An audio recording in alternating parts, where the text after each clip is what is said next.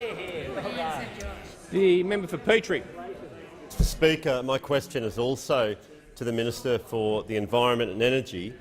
Will the Minister please update the House on action the government is taking to ensure there is enough baseload power to deliver not just affordable but also reliable energy supplies to Australian families and businesses that employ Australians?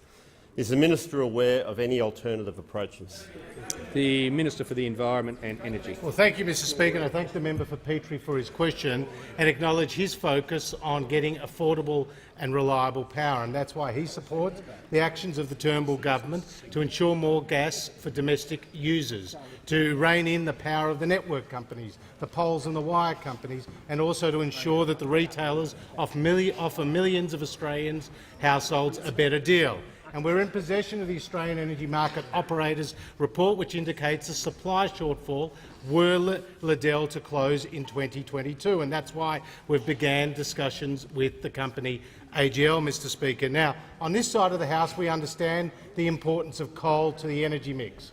We understand the importance of keeping these assets going for longer. The Labor Party, on the other hand, wants to close coal-fired power stations, and the Leader of the Opposition will say that coal has no future in Australia and in this parliament, but then will go and put the high-vis vest on and says coal has a future in Australia.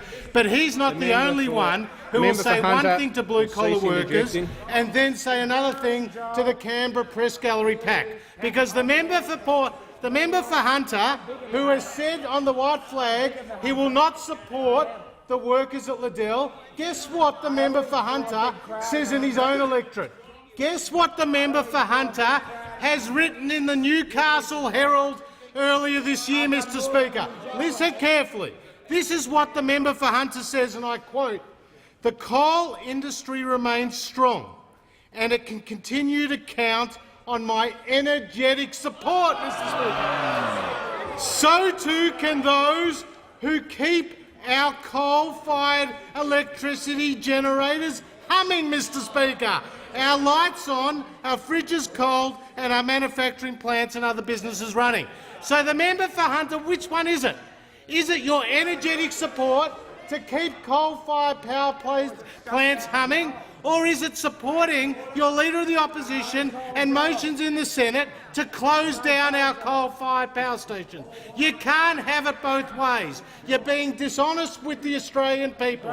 You're telling your electorate and the workers one thing, and in this House you are supporting another, Mr Speaker. This goes to the heart of the Leader of the Opposition's lack of understanding about what comprises the energy market and how important thermal, synchronous, baseload, dispatchable power is to the system. Hunter is now Only the coalition can deliver lower energy prices and a more stable system. The Labor Party, with its record of doubling electricity prices and its sellout of blue-collar workers across the country, have joined the Greens in a policy for a less stable energy system.